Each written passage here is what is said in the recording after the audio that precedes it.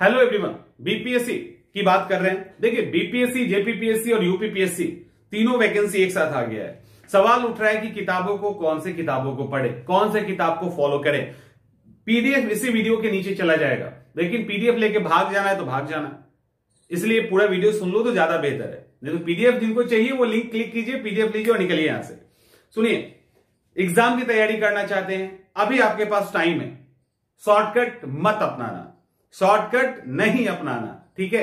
अभी आपके पास समय है तो शॉर्टकट आपको नहीं अपनाना है। अभी आपके पास समय है, हिस्ट्री पढ़ने का समय है, ज्योग्राफी, पॉलिटी, इकोनॉमिक्स सब कुछ कर सकते हो, इतना टाइम है। साथ में नोट्स बना सकते हैं। सवाल यह उठता है कि किस तरह के किताबों को फॉलो करें। बीपीएससी की सिर्फ सीधे सीधे बात करते हैं। चलो बीपीएससी, जेपीपीएससी और यूपीपीएससी तीनों की बात कर लेते हैं, तीनों की बुक लिस्ट की बात करते हैं, ठीक है।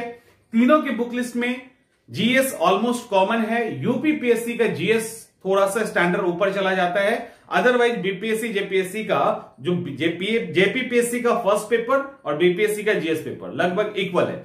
यूपीपीएससी थोड़ा सा फैक्चुअल दूसरे टाइप का आ जाता है, अदरवाइज वहां पर भी 80% सिलेबस कॉमन है। क्लियर है? पेपर 1 की बात वहां भी की जा रही है। इस पेपर 1 के अंदर आपको जो पढ़ना है, हिस्ट्री पढ़ना है, और तीनों हिस्ट्री पढ़ना है, मॉडर्न, एंशिएंट और मिडिवल। ज्योग्राफी पढ़ना है, इंडियन भी पढ़ना है, वर्ल्ड भी पढ़ना है, पॉलिटी पढ़नी है, उसके बाद इकोनॉमिक्स पढ़नी है, इंडियन भी पढ़नी है, वर्ल्ड भी पढ़नी है, ठीक है। History, geography, polity, economics, science पढ़ना है, साइंस पढ़ना है, बायो, फिजिक्स एंड केमिस्ट्री। इसके बाद आपको साइंस एंड टेक भी पढ़ना है, विज्ञान और तकनीक। कुछ लोगों को गलत फहमी है तो दूर कर लीजिए। बीपीएससी में साइंस एंड टेक से सवाल नहीं पूछा जाता, इसको दूर कर लो, क्योंकि शुरू से ही मैं सुनता आ रहा हूं और आप लोग बोलते आ रहे हैं। तो साइंस एंड टेक को भी पढ़ना है, ठीक है। उसके बाद एनवायरमेंट पढ़ना है। एनवायरमेंट में सबसे ज्यादा जोर यहां पे साइंस एंड टेक को अक्सर एनवायरमेंट के अंदर डाल दिया जाता है, बट एनवायरमेंट का इंपॉर्टेंस इतना बढ़ गया है कि उसको हम लोग अलग रखेंगे, उसको साइंस एंड टेक के साथ मर्ज नहीं करेंगे, ठीक है। एकदम अलग हो गया है। यूपीपीएससी में तो उसका और ज्यादा वेटेज है, तो एनवायरमेंट हो गया। इसके अलावा और क्या बचा? करंट अफेयर्स और स्टेट स्पेशल, जहां यूपी है, बिहार है और झारखंड है।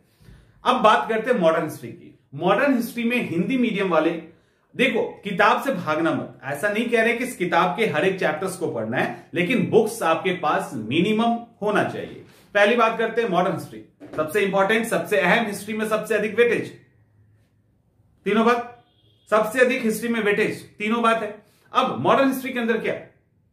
मॉडर्न हिस्ट्री के अंदर हिंदी मीडियम वाले एसके पांडे की किताब ले लीजिए। प्रीलिम्स की बुक लिस्ट की मैं बात कर रहा हूं, मेंस में भी इसमें से 80% किताब काम आ जाएगा। सबसे पहले एसके पांडे की किताब ले लीजिए, हिंदी मीडियम वाले। दूसरा किताब आपको लेना है राजीव अहिर की स्पेक्ट्रम पब्लिकेशन की किताब ले लीजिए। इसके अलावा इंग्लिश वाले सीधे बिपिन चंद्रा को खरीदिए और दूसरा राजीव अहिर की किताब खरीद लीजिए, इससे हो जाएगा। फिर एक सवाल बार बार आता है, उसको मैं पहले ही क्लियर कर दूं कि एनसीईआरटी पढ़नी चाहिए कि नहीं। यही सवाल है ना, एनसीईआरटी पढ़नी चाहिए कि नहीं। नहीं भी पढ़ोगे तो काम चल जाएगा, नहीं भी पढ़ेंगे तो काम चल जाएगा। समझ में आ रहा है? चल जाएगा। एनसीईआरटी कहां पढ़ना है वो मैं आपको बता देता हूं। हिस्ट्री के अंदर नहीं पढ़ेंगे कोई बात नहीं, पॉलिटी के अंदर नहीं पढ़ेंगे, पॉलिटी के अंदर तो जरूरत ही नहीं है। इकोनॉमिक्स की एक 11th की एनसीईआरटी पढ़ लीजिए। सुन लीजिए, मैं एनसीईआरटी क्या पढ़ना, 11th की, 9th से 12th तक की आप एनसीईआरटी ज्योग्राफी के लिए पढ़ सकते हैं, ठीक है। ये दो सबसे अहम है। इसके अलावा साइंस, अगर आपको एकदम साइंस में मास्टर बनना है तो आप साइंस की एनसीईआरटी पढ़ लीजिए। हाँ, एक एनसीईआरटी पढ़ना है 12 के बायो का लास्ट का 6 चैप्टर। 12 बायोलॉजी के लास्ट के जो चैप्टर्स हैं वो एनवायरमेंट से रिलेटेड है, डायरेक्ट सवाल वहां से आता है, उसको पढ़ लीजिए। उसके अलावा एनसीईआरटी नहीं पढ़ोगे, किसी का कुछ नहीं बिगड़ेगा, कुछ नहीं बिगड़ेगा। प्रीलिम्स में भी नहीं बिगड़ेगा, मेंस में भी नहीं बिगड़ेगा, गारंटी है इस बात की, पीसीएस लेवल पे, ठीक है। तो ये काम आपको करना है। अब सवाल उठता है, मॉडर्न हिस्ट्री के अंदर बुक लिस्ट हो गया, उसके बाद अब दूसरा सवाल रहा कि एंशिएंट और मिडिवल। देखिए, एंशिएंट और मिडिवल को छोड़ना नहीं है, छोड़ना नहीं है। इसमें अगर इजी पोर्शन कहिएगा तो कहीं ना कहीं मिडिवल हिस्ट्री इजी है, स्ट्रेट फॉरवर्ड सवाल आता है, आप डायरेक्ट बना लोगे। लेकिन दोनों के लिए मैं कहूंगा कि किताब नहीं भी पढ़ेंगे तो काम चल जाएगा। एनसीईआरटी चाहो तो फॉलो कर सकते हैं यहां पे, अदरवाइज लुसेंट या क्राउन जैसी किताब आती है, इसी से आपका काम चल जाएगा।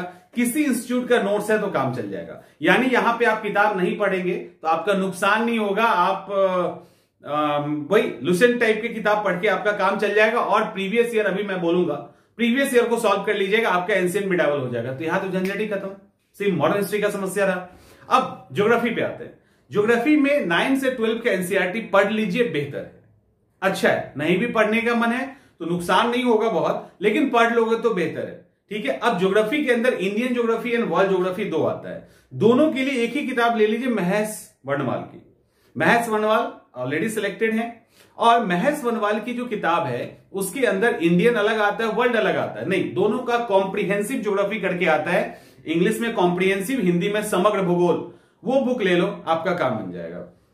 लेकिन इतने से काम नहीं चलेगा, इसके बाद आपको एक एटलस लेना है। हिंदी या इंग्लिश मीडियम वाले जिसको जो एटलस लेना है ले लीजिए, लेकिन बिना एटलस के नहीं पढ़िएगा, क्योंकि 66 तो नहीं 65 में नजारा देख लिया था आयोग का, तो वो काम नहीं कीजिएगा, ठीक है। अभी टाइम भी है आपके पास। तो हिंदी वाले ऑक्सफोर्ड के साथ चले जाइए, इंग्लिश वाले ब्लैक स्वान के साथ, ओरिएंट लॉन्गमैन के साथ चले जाइए, ठीक है। ब्लैक स्वान का आता है, देख लेने, अगर पब्लिकेशन शायद चेंज हो गया तो वो आप एक ले लीजिएगा। कोई भी किताब ले लीजिए एटलस की, लेकिन एक एक एटलस होना चाहिए, ठीक है, और उसको ड्रॉ भी कीजिए। इसके बाद हिस्ट्री ज्योग्राफी। अब पॉलिटी, एम लक्ष्मीकांत की किताब ले लीजिए, या हमारी किताब भी मार्केट में आ चुकी है, ऑनलाइन स्टोर पे अवेलेबल है, आप वहां से किताब ले सकते हैं। तो वो 2-3 किताब पॉलिटी के लिए आप ले सकते हो। उसके बाद इकोनॉमिक्स के लिए देखिए, एनसीईआरटी 11th की तो आप ले लेंगे। एनसीईआरटी 11th की लेने से सिर्फ काम नहीं चलेगा, लेकिन देखो economics and science and tech दो ऐसा पोर्शन है जहां से अधिकांश सवाल करंट अफेयर्स से आता है, लेकिन कन्वेंशनल जो उसका बेसिक कन्वेंशनल पोर्शन है वो तैयार होना चाहिए। इट मीन्स कहने का मतलब यह है कि जो बेसिक जीडीपी, जीएनपी, इन्फ्लेशन क्या होता है, फिजिकल डेफिसिट क्या होता है, या रिजर्व बैंक के क्या काम है, इस तरह का जो कुछ बेसिक फैक्ट्स है, क्या कॉन्सेप्ट है, वो आपका क्लियर होना चाहिए। उस क्लियर होने के लिए कहीं ना कहीं किताब चाहिए। किताब में आप रमेश सिंह को फॉलो कर सकते हैं, लेकिन मोटी किताब है, तो रमेश सिंह की जगह पे अगर नहीं फॉलो जिनको करना है उसको भी कर सकते हैं, लेकिन काफी मोटी है, तो मैं बहुत रिकमेंड नहीं करूंगा कोई भी किसी भी राइटर का। समझ गए? किसी ज्यादा दिक्कत हो रही है तो किसी इंस्टीट्यूट का नोट्स ले लीजिए, इकोनॉमिक्स का सिर्फ नोट्स ले लीजिए, 11th की एनसीईआरटी पढ़ लीजिए और करंट अफेयर्स सॉरी उसका करंट सेक्शन पढ़ लीजिए। आपका ज्योग्राफी से सवाल नहीं लेगा। और नहीं तो किसी भी राइटर की जो सबसे पतली किताब आती होगी ना इकोनॉमिक्स की, सबसे पतली किताब, उसको फॉलो कर लीजिए। आसान है, थोड़ा सा वेरिएशन हो जाएगा उस पीडीएफ से जो नीचे अपलोड करने के लिए दिया गया है, लेकिन ये एक आप कर सकते हैं। उसके बाद साइंस एंड टेक की बात करें, हिंदी मीडियम विवास पैनोरमा की किताब लीजिए, अच्छी किताब है। इंग्लिश मीडियम वाले स्पेक्ट्रम की लीजिए, क्योंकि विवास इंग्लिश में आती नहीं है, तो एक तरफ विवास लीजिए, दूसरी तरफ स्पेक्ट्रम लीजिए। और क्या करना है? और कुछ नहीं करना, करंट अफेयर्स के साथ जोड़ दीजिए, काम खत्म, साइंस एंड टेक आपका हो जाएगा। एनवायरमेंट के लिए, पर्यावरण के लिए आप इग्नू का मटेरियल ले सकते हैं। नहीं इग्नू का मटेरियल फ्री में अवेलेबल है, आप डाउनलोड कर सकते हैं। अदरवाइज वही 12 के एनसीईआरटी का जो पिछला 6 चैप्टर है उसको आप आराम से पढ़ लीजिए, उसको पढ़ लीजिए। प्रीवियस ईयर का जो पेपर आता है घटना चक्र का, उसको सॉल्व कर लीजिए, आपकी कहानी समाप्त। इससे ज्यादा आपको एनवायरमेंट में परेशानी नहीं होगी। History, geography, polity, economics, environment और साइंस एंड टेक हो गया। अब साइंस की बारी आई, जिसके अंदर बायो, फिजिक्स एंड केमिस्ट्री आता है। साइंस के लिए या तो आप 6 से 12 की एनसीईआरटी पढ़ लीजिए, आपको बहुत मन है पढ़ने का। नहीं मन है इतना पढ़ने का तो जरूरत नहीं है, आप नॉर्मल जो जीके की किताब आती है लुसेंट की, वो पढ़ लीजिए। उसके अंदर जितना साइंस दिया है ना उसको भी पढ़ लोगे तो हो जाएगा। साथ में प्रीवियस ईयर को सॉल्व कर लीजिए। बहुत पढ़ने का मन है, एनसीईआरटी भी नहीं पढ़ने का मन है, तो लुसेंट का स्पेशल सामान्य ज्ञान आता है, उसी को पढ़ लीजिए। उससे ज्यादा आपको पढ़ना। अच्छा, एक और अच्छी किताब आई है, मुझे अच्छी लगी है, अरिहंत की भी आ गई है, ठीक है, या अरिहंत की भी इंसाइक्लोपीडिया करके आ गई है। एक दो और पब्लिकेशन है जिसके अंदर किताब साइंस की अच्छी है, तो उसको भी आप फॉलो कर सकते हो। उसके अंदर प्रैक्टिस सेट भी है, प्रीवियस ईयर को भी ऐड कर दिया गया है, और साथ में प्रीवियस ईयर लगा लो। ज्यादा माथा पिच्ची करने की जरूरत नहीं है, आराम से कर लेंगे, ठीक। अब इसके बाद करंट अफेयर्स। करंट अफेयर्स के लिए आपको क्या करना चाहिए? करंट अफेयर्स पढ़ने का 2 तरीका, या तो डेली पढ़िए, या मंथली मैगजीन पढ़िए, या ईयरली पढ़िए। तीनों तरीका अपने में कारगर है।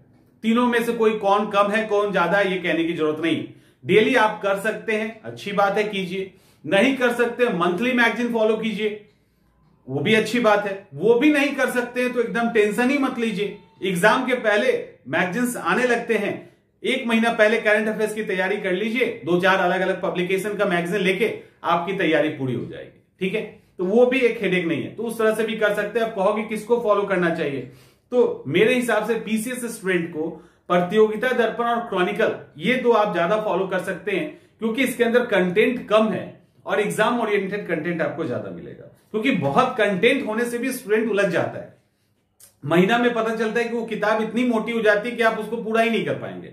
तो क्रॉनिकल मुझे उस हिसाब से सबसे सही लगती है। उसके बाद मैं पीडी का नंबर देता हूं, तो आपको जो लगता है आप ले सकते हैं, किसी और का भी ले सकते हैं, कोई इशू नहीं है।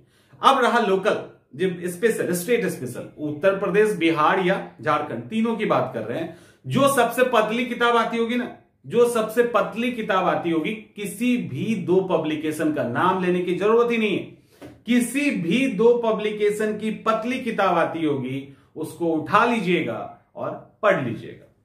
ठीक है, उसको उठा के पढ़ लीजिएगा, इससे ज्यादा आपको करने की जरूरत नहीं है।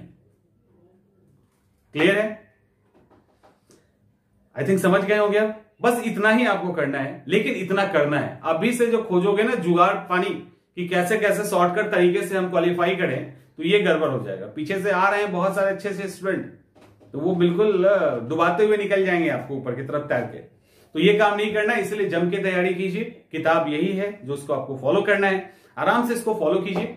एग्जाम आपका, अच्छा मेन तो भूल ही गया, लास्ट में घटना चक्र की जितनी भी प्रीवियस ईयर की अलग अलग सब्जेक्ट की किताब आती है, आई थिंक 8 वॉल्यूम में आती है, वो 8 का 8 वॉल्यूम आप ले लीजिए, स्टेट स्पेशल इंक्लूड करके 8 का 8 वॉल्यूम लीजिए। वो जबरदस्त किताब है, उसको फॉलो कीजिए। और उसको जब फॉलो करेंगे और साथ में ये जो मैंने बताया, आपका प्रीलिम्स रुक नहीं सकता है, इस बात की गारंटी, सवाल ही नहीं उठता प्रीलिम्स रुक जाएगा। ठीक है, तो इस तरीके से एक बार फॉलो कीजिए। और फिर वही कहूंगा, शॉर्टकट अभी मत करना, जरूरत पड़ेगा तो देखा जाएगा, अब भी नहीं करना। ठीक है, चलिए मिलते हैं अगले वीडियो।